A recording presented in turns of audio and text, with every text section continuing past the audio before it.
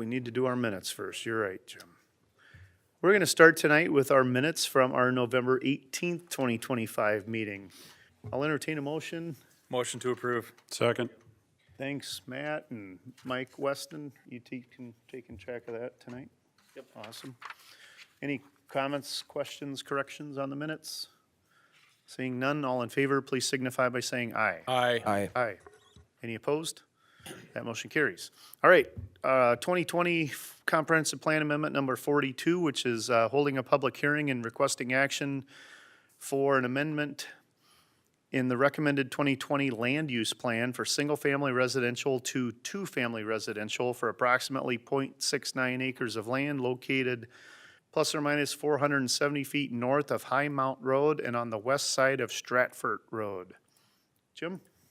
Thank you. So this item and the next item actually go hand in hand. So back in October, we introduced another plan amendment on behalf of the developer. He was requesting a change from the single-family land use to two-family land use. The reason for the change was that as he's been going through with the development process of that property, the costs for public improvements are just so expensive that they actually needed some more density for the property or for that property to be developed. So what they're requesting for is to actually make the rest of that northern half of the lot to two-family based off of what we had from the previous approvals for the two-family residential. This is just a starting point for this. This will be coming back to the commission again once we actually have a site plan submittal for that, and we also have the plan unit development overlay for this. So this request is actually to initiate the change from the single family to the two family to coordinate with the rest of his development. This is also part of a next-gen housing development that he's working with on the county. So that also provides some restrictions for pricing based off of the requirements to meet the next generation housing initiative that the county's trying to promote throughout the city. If the Plan Commission finds the land use change to be acceptable, we're asking the Plan Commission to accept the resolution that was in the packet, and then also forwarding this over to the Common Council for final approval. All right, and as Jim mentioned, the second item on our agenda is a zoning map amendment for essentially the same parcel. So there's two public hearings, and each one of these has a public hearing. What I'd like to do is I'm going to read the agenda item on the zoning, but we'll have both of the public hearings at the same time because we're talking about the same property. So the second item is zoning amendment 25-12, which is a public hearing and request for action on a zoning map amendment from RS4 Single-Family Residential District to RD2 Two-Family Residential District for 0.84 acres located plus or minus 575 feet north of High Mount Road on the west side of Stratford Road. So, the public hearing is now open. Anybody from the public wishing to address the Plan Commission on the zoning amendment or the land use change will be heard. And now's your time. The podium is open. We'll just have you say come on up. We'll have you say your name and you'll be heard.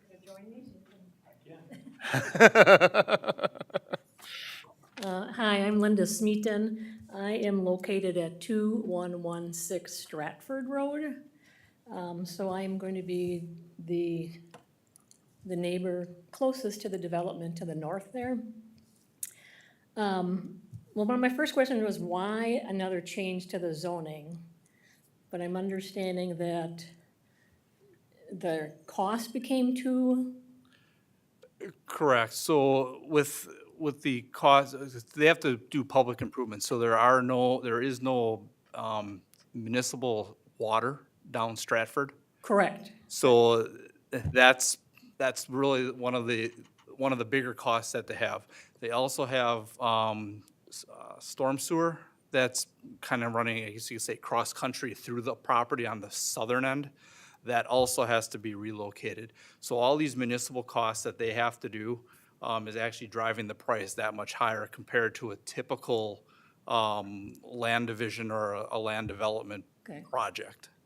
And would they not have known that ahead of time before coming to us to have it zoned to be from industrial to single-family? Yeah, they were working on those costs all the way through this process. That's how much the cost price differences have been through the course of them doing the development. Okay, so has the land already been purchased by the developer, or is it contingent upon? Part of it, I believe I don't know when they're closing, but they do have a contingent offer to purchase on it. That part I don't know on their half. Okay. So what I'm understanding is that when we were here in October, there were gonna be 7, I'm gonna use the word households, meaning families or households that were gonna be in that space. And I was very much for, and continue to be, having housing in West Bend that is affordable for those on the lower economic level. But now, if I'm understanding the plan, instead of having 7 households, there would now be like 14 households of people if we're having 7 two-family buildings or structures in that space. Yeah, I believe there is a total of, and Evan, you can correct me if I'm wrong, I believe it's a total of 12 units or 6 buildings? Or 6 buildings, 12 units, because they're duplexes, or two families. So Okay. it'd be total of 12 units. Okay, so 12 units, so, So you're going from 7 to 12, adding 5 more families in this? No, so it was, the original plan had 4 single families on the north end. Right, And then the south end had, I believe, 2 multi, wasn't it? I thought it was I think 3. 3, so 6 three- units. Two-family. So it was 9 units total for that previous one. So it went up 2 or 3 units. Okay, so if there are now gonna be 12 units, 6 units, 12 families. right, so 6 buildings, six 12 buildings, correct, units. yes. So there's gonna be 12 units worth of people within that household. So what are the, what's the planning for, or the thoughts behind the parking all along Stratford? When both sides on the park commission and their, the softball and baseball games that are going on there from, April to October, take up all sides of the street, both sides of the street, all the way to All the way our to house, Jackson. to in front of our house, all the way to Jackson. So as part of the site plan approval and part of the zoning, they will have on-site parking. They will have garages, they will have driveways that they could park in. Okay, So so, they are required to meet minimum parking requirements. I believe it's 2 parking stalls per unit.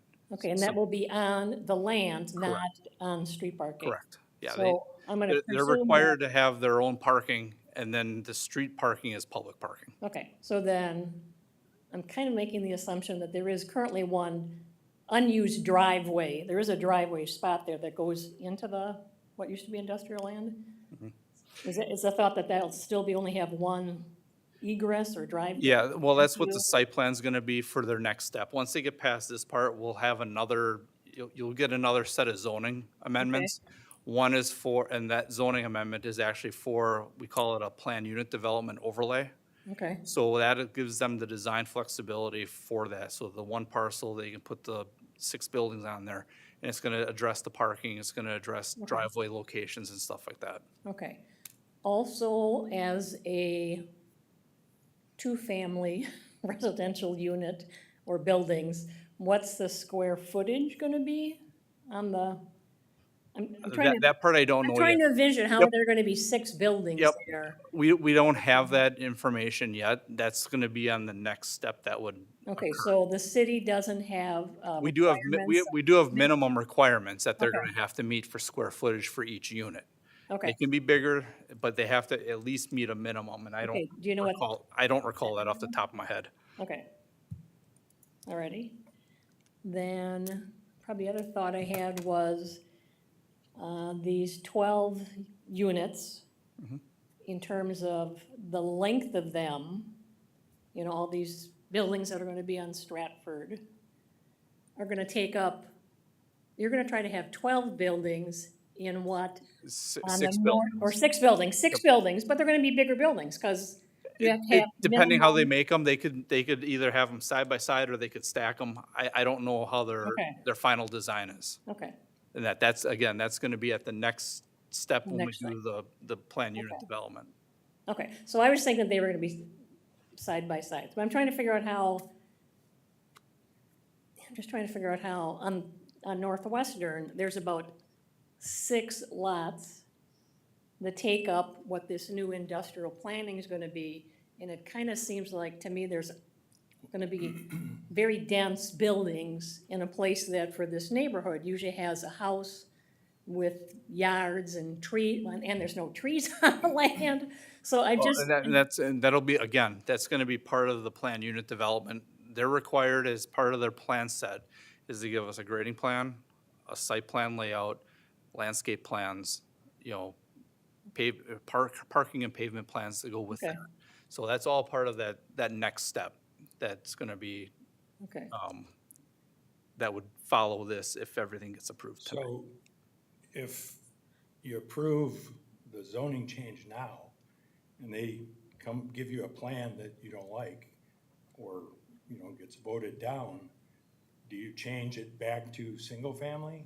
Or It would, it seems like you're putting. yeah, it would remain the two-family, because that's what, and someone could request single-family again if they wanted to, but more than likely it would still be the two-family, but again, that goes through our development process with the plan unit development overlay, the PUD.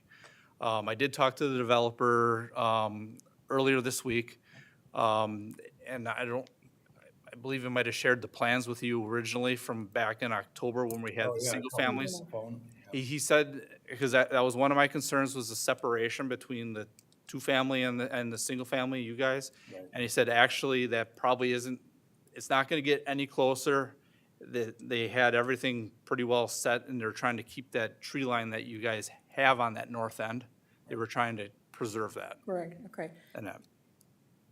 And within the development, are these two family or resident, structures, is the idea that they're gonna be, homes that are owned by people, or are these gonna be something that are gonna be rental units? No, as part of the Next Gen Housing Initiative, they have to be owner occupied. Okay, good, that was the other concern. Yep. Okay, You're at 2116 or 2124? 2116. 216, yeah. Right, Yeah. we're just to the north.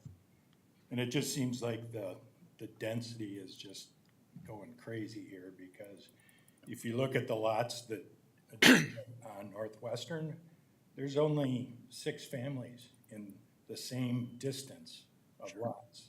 And now you wanna put 12 on the other side. It actually does, the 12 units actually does meet the density requirements for the RD2. So it's not that they're putting more units in there that the land allows.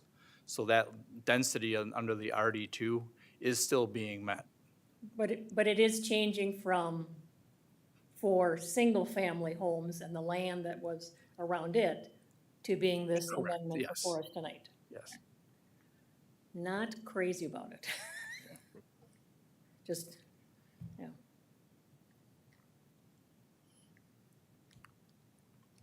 Okay, and I am for the next gen. I mean, I have been reading up on that, and I do like the program and what's offering, and having first-time homeowners have an opportunity to be a homeowner.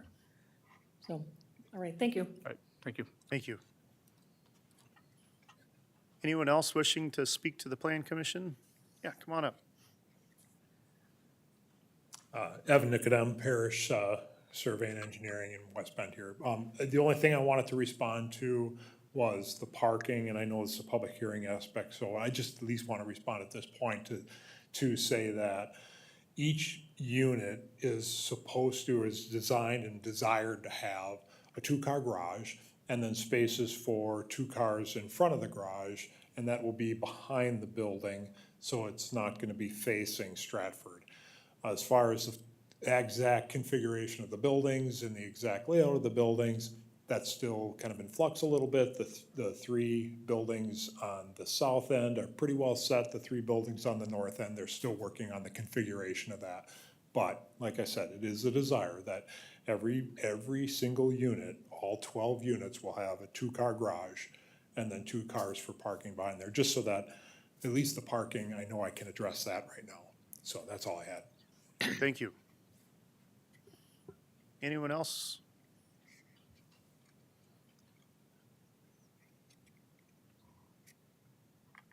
Move to close the hearing. Thank you, Paul. Is there a Second. second? Second by Matt. There's a motion and second to close the public hearing. All in favor, please signify by saying aye. Aye. Any opposed? Motion carries. All right, there's a request for action on this, and we'll start with the 2020 comprehensive plan, land use plan change from single-family residential to two-family residential. Is there a motion? Motion to approve? Thank you, Matt. Second. Thank you, Jeff. Any discussion?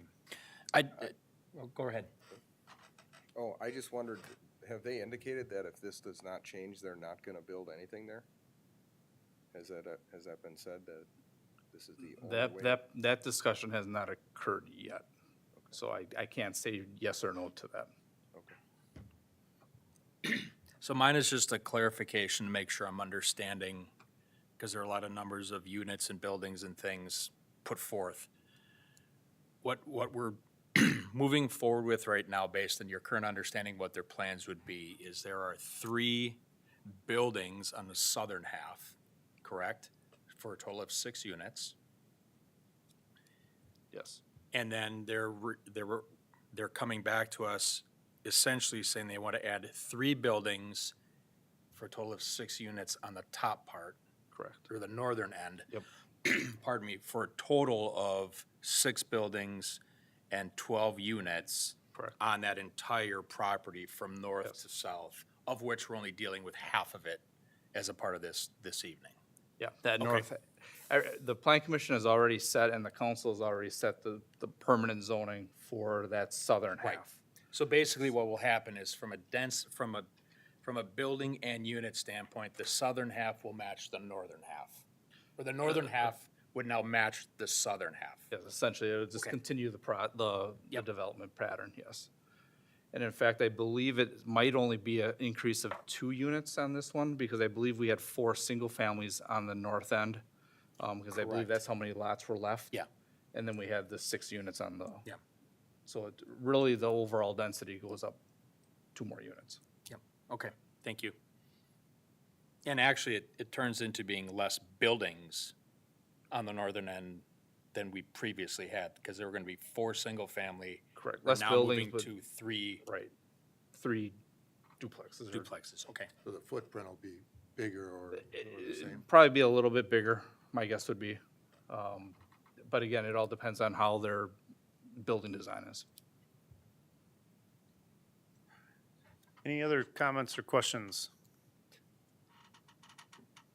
Seeing none, all in favor, please signify by saying aye. Aye. Aye. Any opposed? One nay. Our next item is the zoning on the property. Oh, I'm sorry. The nay was. Paul. Okay. The zoning, again, is from RS4 Single-Family Residential to RD2 Two-Family Residential. Is there a motion? Motion to approve. Thank you, Matt. I'll second the motion. Any comments, questions, discussion? I'll just add the comment that I think it's important, not only for you in attendance this evening to understand it, that this is kind of like the first step in this next iteration of this process. And, you know, it would behoove the developer to come back with plans that are taking into account the space that's available, that A, meets our current standards, but also, I think, meets the intent of what they were originally trying to build on this land as we work through this process. You know, as I'm looking at the map now, I'm looking at the number of units that roughly there's a duplex and then 1, 2, 3, 4, 5, 6 single-family houses north to south, almost aligned to that same space. So if they're, you know, two-story or side-by-side, I can see how it's gonna fit in without it being much of an issue, I suspect. But I think it, again, you know, when the developer comes back and we have the opportunity to review the plans at the plan overlay standpoint, to see what that looks like, obviously taking into account the concerns that we've heard tonight, I think that is, you know, how I will personally be viewing that next step in this process in terms of what this ends up looking like, aligned to what we're now looking at from a comprehensive plan and zoning standpoint. Any other discussion? I guess just to explain my nay, I get that, you know, it conforms to the RD2 recommendation and so forth, but I look at the neighboring green spaces, the size of the lots, and yes, this technically may fit there in the geographic space, but I don't know that it fits aesthetically with the rest of the surroundings. The double lots, the lot and a halves that most of the neighbors have, you know, if we're looking at duplex development, there's a 20-acre parcel up Salisbury a little bit that is open for development. I can't see packing in this level of density with the immediate neighbors that are around there. I get that we've got a duplex on the bottom end. I was in favor of the rezoning for the southern portion of this, but, and I agree with the comment about, you know, the cart before the horse. It'd be nice to see what the plat layout looks like, because once we, you know, let this genie out of the bottle, it is a little hard to come back and say, you know, we want to turn this back to single family. I just don't think this density fits with the rest of the environment around it, and that's why I'm going to be a no. Thank you, Paul. Any other comments? Seeing none, all in favor, please signify by saying aye. Aye. Any opposed? Nay. Nay? That's 6-1. Thank you. Motion carries. All right, our next one is a public hearing and request for action for a zoning map amendment change for the adoption of the official firm maps effective February 20th, 2026 for the city of West Bend. Jim, I'm going to turn it over to you, and I'm sure we all want to know what firm actually stands for. That's the FEMA information. It's the flood regulations from the federal government for Floodplain. For floodplain and for floodway. So the first item is actually the text amendment. In the packet, you had our proposal that we have. So essentially what we're asking for is approval of the text amendment, which actually is going to adopt the actual wording for the floodplain restrictions within the city. This is standard wording that is used throughout the entire state of Wisconsin. We did minor modifications to it to address the flood districts along with the wetland districts that are associated together. But for the most part, this is all standard wording that the federal government has been mandating with the state, and we're following suit with that. So this is the actual text amendment for that we're asking for adoption for. And then the next item is the actual mapping that we have for that's going to affect the areas within the Milwaukee River and other contributing streams. Thank you, Jim. I read the wrong item there, so I'll read it again, and I'll motion to approve the zoning text change for the adoption of the official firm maps effective February 20th, 2026 for the city of West Bend. Is there a second? Second. Thank you, Matt. Any questions? Again, this is, go ahead. Who notifies the homeowners? Is it FEMA or Wisconsin, or do we? Because I imagine they're gonna have to have flood insurance now. The changes that we had, it shouldn't really affect any of the neighboring, houses that we have, that if they already had it, they're probably still in it. But the changes, again, were very minor that we had throughout the area. And typically, it's based off of zoning and then when they apply for a home loan. Any other questions? Seeing none, all in favor, please signify by saying aye. Aye. Aye. Oh, gosh, darn. We didn't even hold the public hearing yet. All right.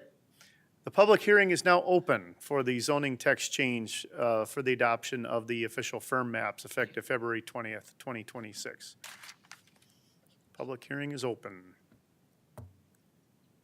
Motion to close the public hearing. Thank you, Matt. I will second that.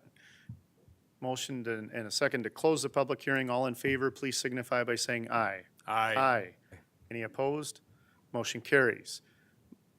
My motion is, I'll make the motion again, but I move to approve the zoning text change for the adoption of the official firm maps. And is there a second? Second. Thank you, Jeff. Any questions? All in favor, please signify by saying aye. Aye. Aye. Any opposed? Motion carries. All right, the public hearing is now open for the zoning map amendment change for the adoption of the official firm maps effective February 20th, 2026 for the city of West Bend. Public hearing is open. I will motion to close the public hearing. Second. Thank you, Matt. Motion and a second to close the public hearing. All in favor, please signify by saying aye. Aye. Aye. Aye. Any opposed? That motion carries. Is there a motion to approve the change? So moved. Thank you, Matt. Second by Paul. Any comments, questions, discussion? All in favor, please signify by saying aye. Aye. Aye. Any opposed? That motion carries. All right. Couple of extraterritorial certified survey maps tonight. The first one is a request of approval for a two-lot extraterritorial certified survey map located at 7184 and 7206 Pleasant Drive by Jennifer and Michael Thurman. Thank you. So this certified survey map is within our review jurisdiction. It's up by Wallace Lake. It's within this Wallace Lake Sanitary District. It's also identified as single-family in our land use plan. The purpose of the CSM is to take it in and reconfigure the property lines between the two property owners. Both have direct access to Pleasant Drive, and staff would recommend approval as presented. Thank you. Is there a motion?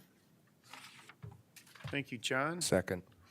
Thank you, was that you, Scott? Yep. Thank you, Scott. Any questions, comments, discussion? All in favor, please signify by saying aye. Aye. Any opposed? Motion carries. Last one is a request approval for a three-lot extraterritorial certified survey map located approximately 1/3 of a mile east of Highway 144 on the south side of East Newark Drive by Chad and Marcia Temez. Again, this is they're looking at just redividing and reconfiguring the property lines of all the existing lands out there. This one also is in the Wallace Lake Sanitary District and is identified as single-family in our land use plan.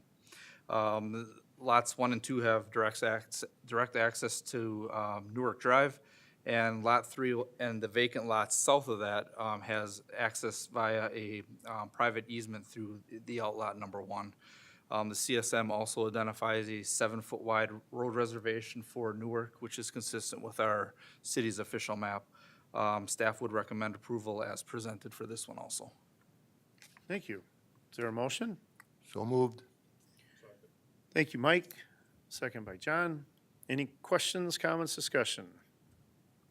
Seeing none, all in favor, please signify by saying aye. Aye. Aye. Any opposed? Motion carries. We're at the end of our agenda tonight and our last meeting of the year. So thank you all for a good year of Plan Commission work, and thank you for being here tonight. Have a good evening. Quick signature for the resolution.